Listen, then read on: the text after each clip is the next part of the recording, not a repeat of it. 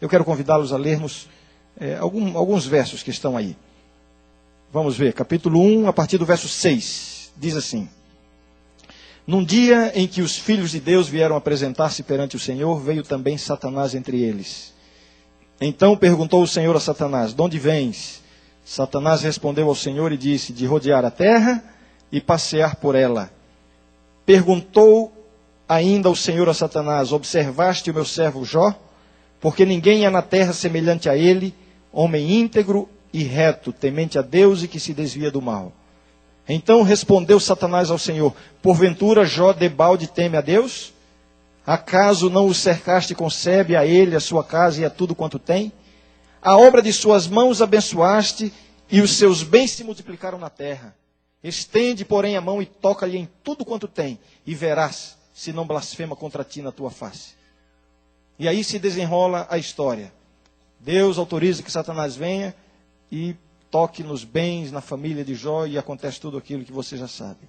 Finalmente, Jó permanece fiel a Deus, o diabo é derrotado. Aí a cena se repete neste concílio entre Deus e os seus anjos. Capítulo 2. Num dia em que os filhos de Deus vieram apresentar-se perante o Senhor, veio também Satanás entre eles apresentar-se perante o Senhor. Então o Senhor disse a Satanás: De onde vens? Respondeu Satanás ao Senhor e disse: De rodear a terra e passear por ela. Perguntou o Senhor a Satanás: Observaste o meu servo Jó? Porque ninguém há na terra semelhante a ele, homem íntegro e reto, temente a Deus e que se desvia do mal. Ele conserva a sua integridade, embora me incitasses contra ele, para o consumir sem causa.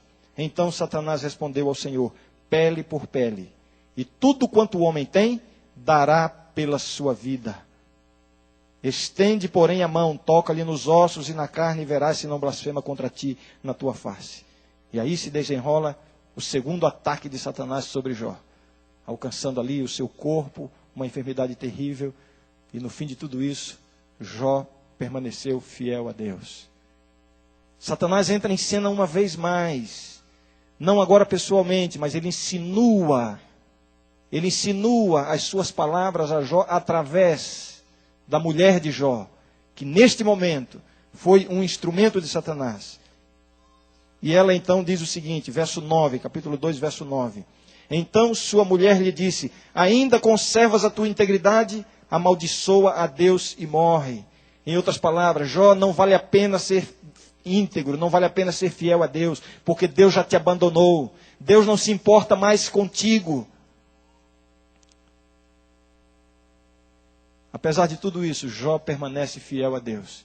E agora sim, Satanás desaparece da cena, completamente derrotado. Algumas pessoas às vezes tentam se referir ao grande conflito entre Deus e Satanás como um duelo entre Deus e o diabo. Esta palavra não se aplica muito bem ao grande conflito.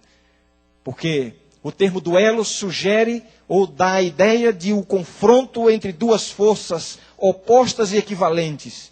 E neste caso, são sim duas forças opostas, mas nada de equivalentes.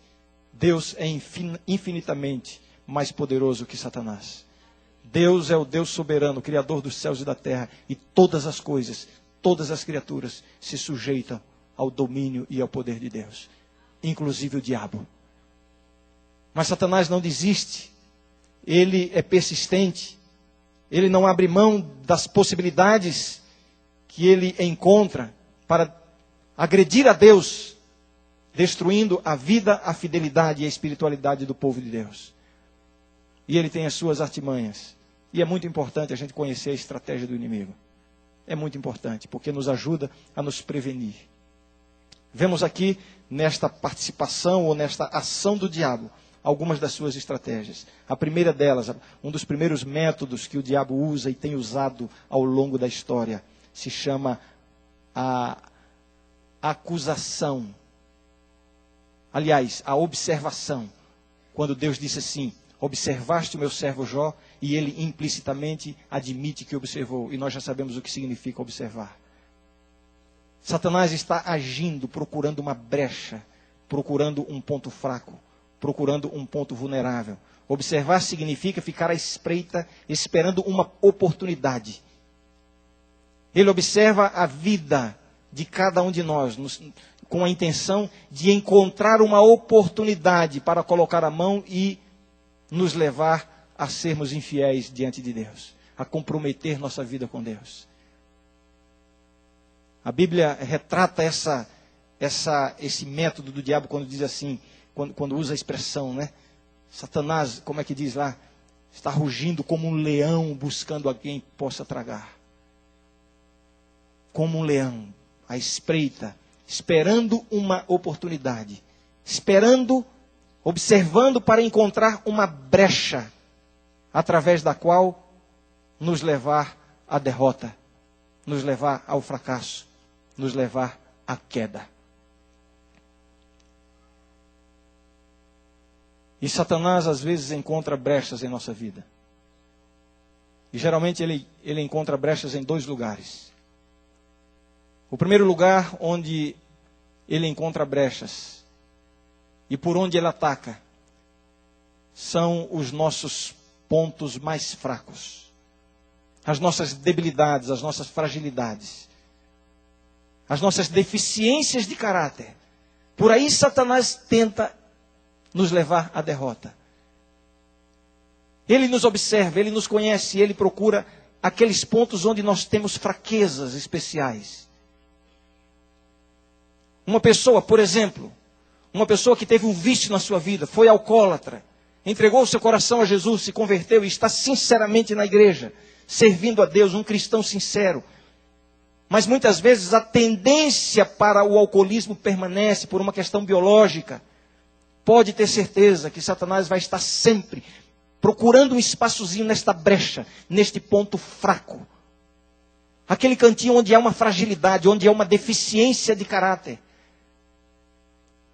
Uma pessoa que na sua vida desenvolveu a fraqueza para a mentira, por exemplo, pode ter certeza, mesmo sendo um cristão sincero, procurando servir a Deus, o diabo vai estar sempre procurando entrar por aquela brecha. São os pontos fracos.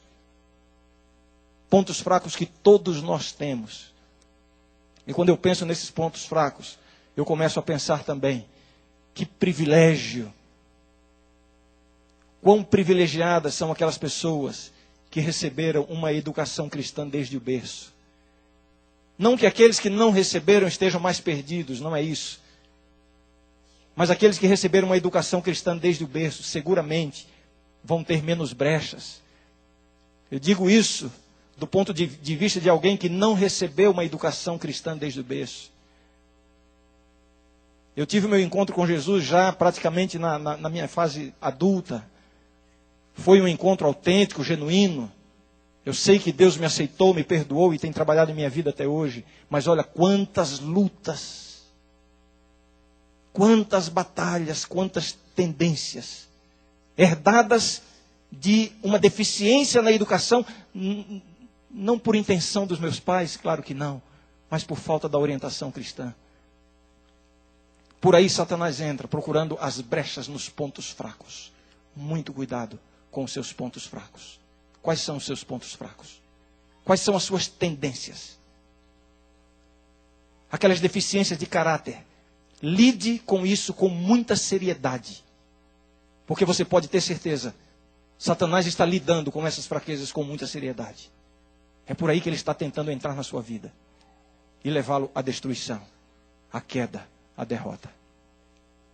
Ele está observando, à espreita, tentando nos destruir através dos nossos pontos fracos. Mas existe uma outra brecha através da qual o diabo também tenta entrar para nos destruir. Se por um lado ele nos ataca em nossos pontos fracos, ele também nos ataca em nossos pontos mais fortes.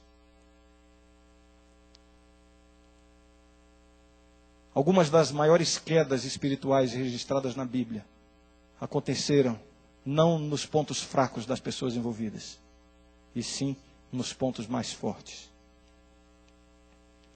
A gente pode lembrar, por exemplo, de Pedro.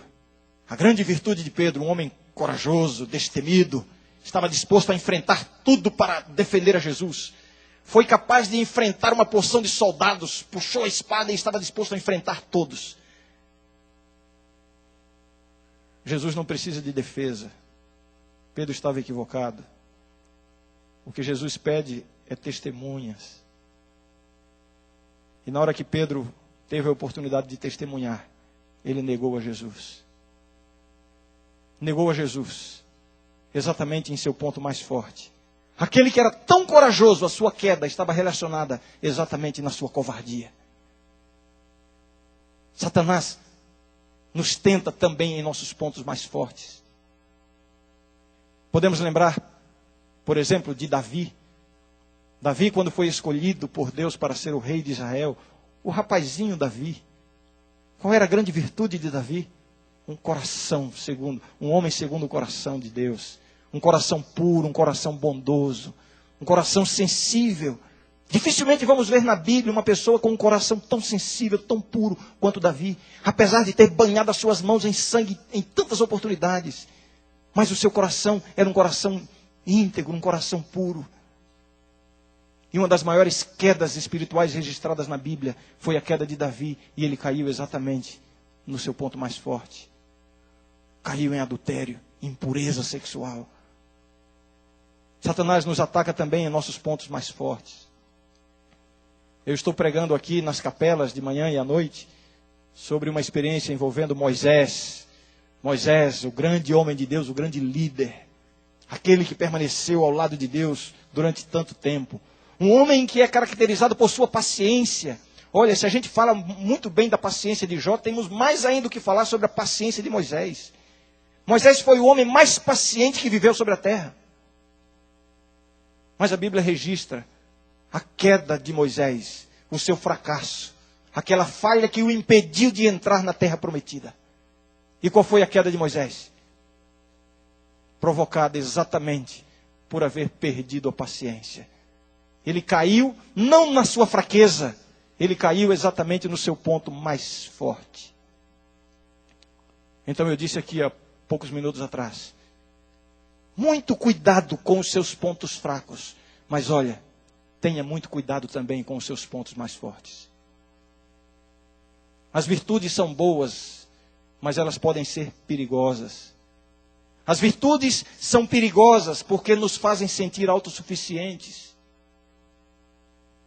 Aqueles pontos da vida em que a gente diz assim, esse assunto aí, esse problema, isso aí eu já venci. Isso aí já não é tentação para mim. Não, eu já estou no outro nível. Muito cuidado.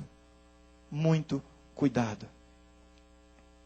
As nossas virtudes, às vezes, nos fazem perder o senso da bondade.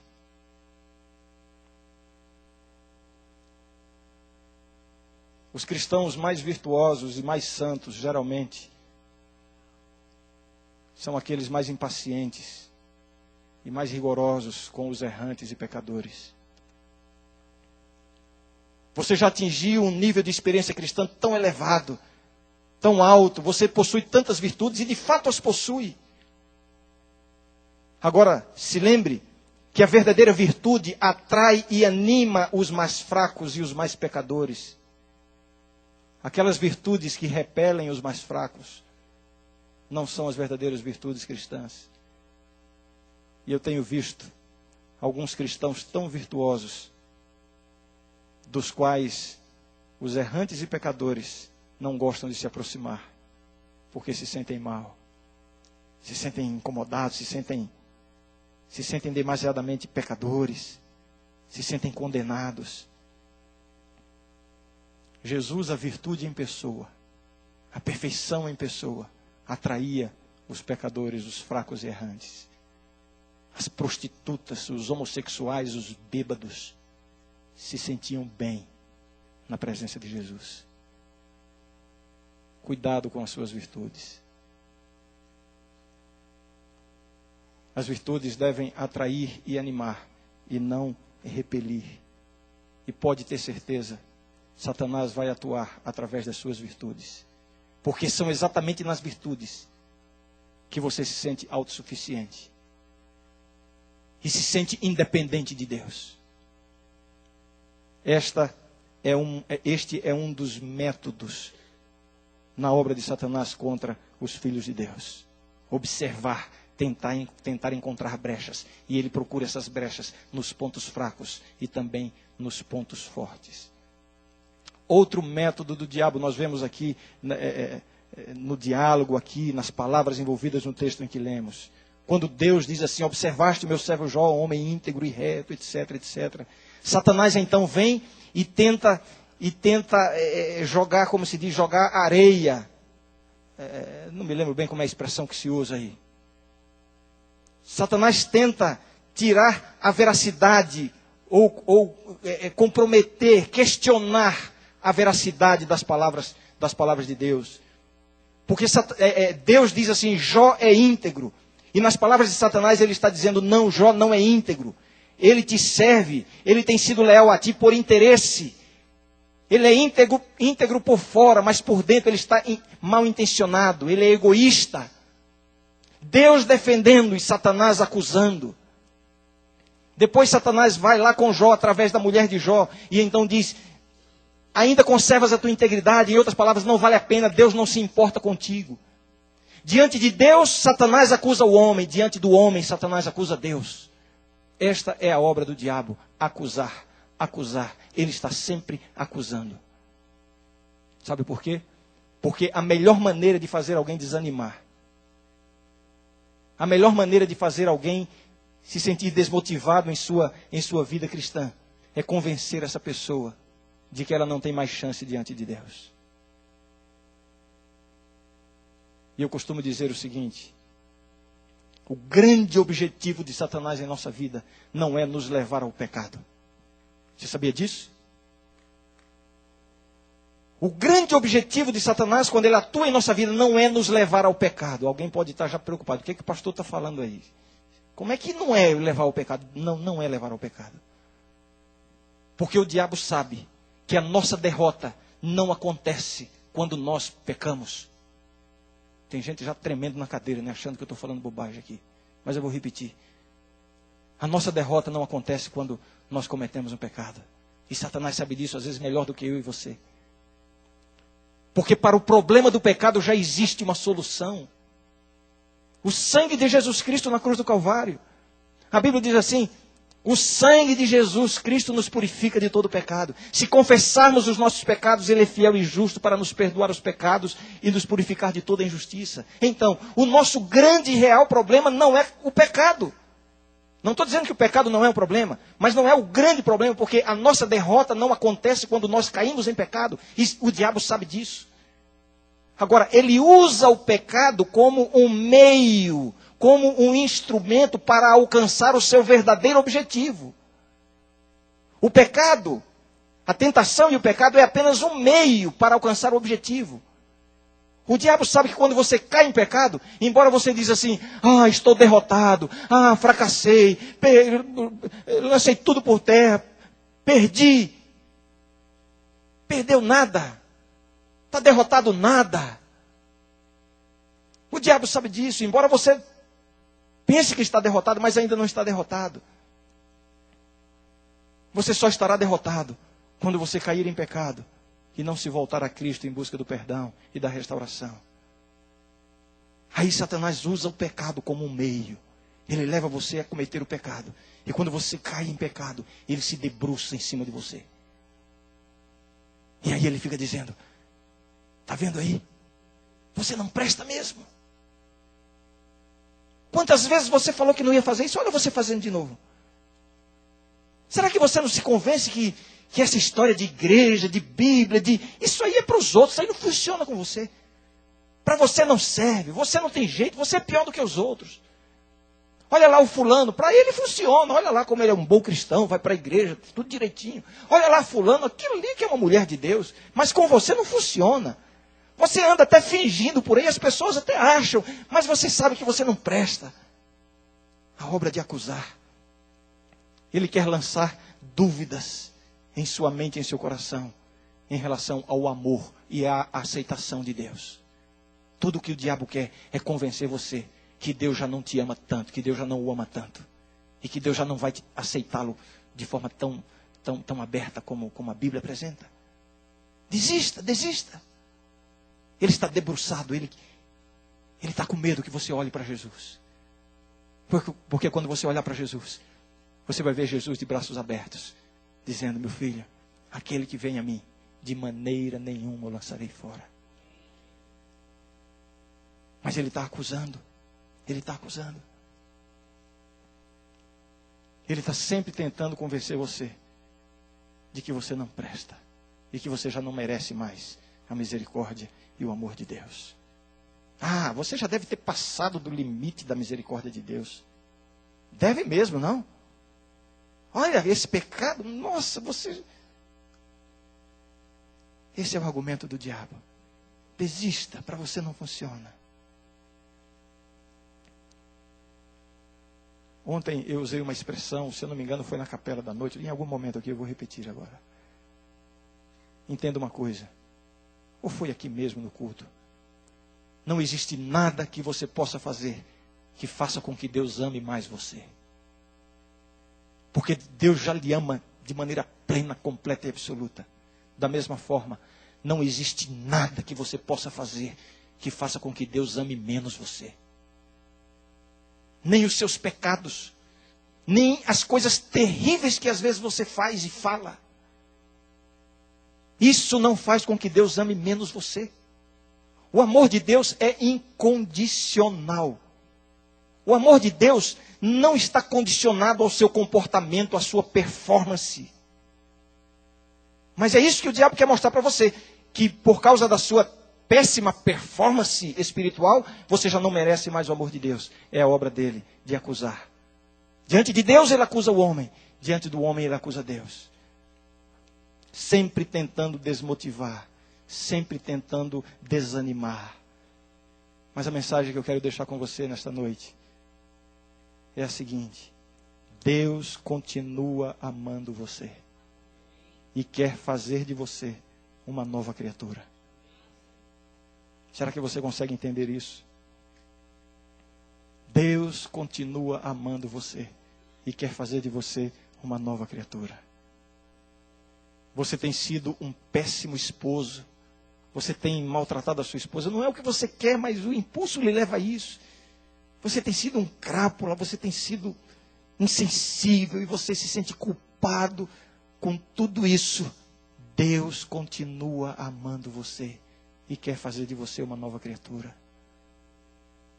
Você tem sido uma péssima esposa. Você tem desonrado o seu marido. Você tem se sentido culpada porque você não está desempenhando bem o seu papel de mulher cristã. Você está se sentindo a pior das criaturas. Deus continua amando você e quer fazer de você uma nova criatura. Você está em um pecado aberto. Você está em adultério, você está envergonhando a sua família. Você está fazendo coisas terríveis, você se sente uma pessoa manchada, você sente nojo de si mesmo, de si mesma. A culpa não sai da sua mente, você já não dorme direito. Deus continua amando você e quer fazer de você uma nova criatura. O amor de Deus não está limitado a essas coisas. Esse sentimento de que eu já não sou digno do amor de Deus, do perdão de Deus, eu já passei o limite. Que passou o limite? Coisa nenhuma. Mas a Bíblia fala de um pecado imperdoável. O simples fato de você estar preocupado com isso, já é evidência de que você não o cometeu. A Bíblia diz, onde abundou o pecado, superabundou a graça de Deus. Você continua sim, digno do amor de Deus. Não digno pelos seus méritos, mas Jesus Cristo lhe confere essa dignidade. Em Cristo nós somos aceitos. Nós somos aceitos no amado Jesus Cristo. Você está desanimado na sua vida cristã? Esta é a obra do diabo em sua vida, tentando desmotivá-lo. Deus continua amando você e quer fazer de você uma nova criatura. Deus quer dar a vitória. A gente precisa entender bem como é essa história de vitória. Que vitória é essa que Deus quer nos dar? A vitória sobre o pecado. A vitória sobre esses pontos fracos. A vitória sobre essas tendências pecaminosas. Eu não estou me referindo aqui à natureza pecaminosa com a qual vamos conviver até a volta de Cristo. Mas essas fraquezas que nos levam a cometer o pecado, Deus quer nos dar a vitória. Deus quer lhe dar a vitória sobre essa tentação com a qual você está convivendo, sobre esse pecado que está manchando a sua consciência. Deus está pronto a lhe dar a vitória. Agora vamos entender o que é essa vitória. Alguns pensam que vitória sobre o pecado está apenas na dimensão do perdão de Deus. Ou seja, comete o pecado, vai lá com Deus e diz: Senhor, eu cometi o pecado, confessa e pede perdão e sai perdoado. E a Bíblia garante, se você confessar com o coração contrito e arrependido, você está perdoado. Mas não é só isso que Deus oferece para você. O que Deus oferece vai além disso. E nós temos que buscar uma experiência além disso. Porque simplesmente receber o perdão não é suficiente. Vejam, não estou dizendo que o perdão de Deus não é suficiente para a nossa salvação. Eu estou dizendo o seguinte, que se Deus apenas perdoa o seu ato pecaminoso, não resolve muito. Porque o seu problema não é o ato pecaminoso, é a condição do seu coração. Se não houver uma mudança lá dentro, você vai simplesmente voltar a pecar de novo. Então, a vitória que Deus dá está além da dimensão apenas do perdão. Ela vai além. É uma vitória que mexe lá por dentro, que corrige as coisas lá dentro. Em Hebreus, isso é descrito com aquela figura, né? Aquela metáfora de a lei de Deus escrita em nossos corações ou em nosso coração. Os princípios da lei de Deus ali no coração. É uma mudança interior.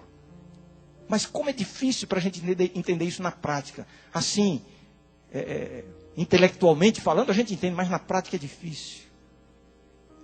Deixa eu tentar dar um exemplo aqui, ou tentar ilustrar isso aqui. Ixi, meu tempo já está terminando. 2 ou 3 minutos. 2 jovens cristãos. 2 jovens cristãos. Ambos vieram lá do mundo. Viviam dos prazeres do mundo, sob as luzes do mundo, nas festas e tal. Ambos, cada um com a sua experiência, tiveram um encontro com a igreja, com Jesus, e entregaram o seu coração a Jesus, foram transformados, se converteram genuinamente e estão na igreja. Muito bem. Um sábado à noite, um deles vai andando pelas ruas e passa em frente àquela boate que ele frequentava e da qual ele gostava tanto. E aí ele vê o movimento. Ele observa as luzes, as risadas, as pessoas bonitas e bem vestidas. E aí vem aquele desejo de entrar. E ele dá um passo na direção da porta. Mas aí ele se lembra, não, eu agora sou um cristão. E vira as costas e vai embora. Mas aí o som, as risadas o faz olhar para trás. E aí vem aquele desejo de entrar. E aí ele decide entrar. E ele se volta. Mas enquanto ele está caminhando para entrar, novamente vem o pensamento, não, você não é mais desse mundo. E ele se volta e fica numa luta tremenda. Passa meia hora ali, vai e vem, clamando a Deus, Senhor, me ajuda. Finalmente ele consegue decidir e vai embora e não entra. Que vitória. 5 minutos depois vem o outro jovem, do qual eu falei. Que também vivia no mesmo ambiente. Ele passa em frente à boate, dá uma olhadinha assim, vê as luzes, ouve os risos, observa as pessoas, balança a cabeça e diz, eu não sou mais desse mundo. E vai embora bem tranquilo. Qual dos dois teve a maior vitória, o primeiro ou o segundo? Qual dos dois teve a maior vitória, o primeiro ou o segundo? Primeiro. Que primeiro, coisa nenhuma. O primeiro teve uma luta muito maior. Justamente porque a vitória dele é parcial ainda. Ele teve a vitória sobre o comportamento, ele não teve a vitória sobre a tendência. É uma vitória que ainda depende do esforço humano. E a vitória que Deus oferece, ela é completa. Ela chega a ponto de eliminar o esforço humano. É uma vitória completa. Não é vitória apenas sobre o comportamento. É uma vitória sobre a tendência. Esse segundo já venceu até a tendência para esse pecado. Uma vitória completa. É esta a vitória que Deus oferece a cada um de nós. Quando Satanás vier dizendo, você não merece, você é pecador demais, você não presta, você não consegue vencer. Eu quero dizer uma coisa. Você só precisa confiar em Deus. Manter a sua comunhão com Deus. Entregar o seu coração, a sua vida, os seus caminhos, os seus passos, os seus pensamentos a Deus cada dia. Encher a sua mente, o seu coração da palavra de Deus cada dia. E é nesse processo que Deus vai dando a vitória completa, a vitória que vence o comportamento, mas também purifica interiormente. Você só precisa o quê? Confiar em Deus.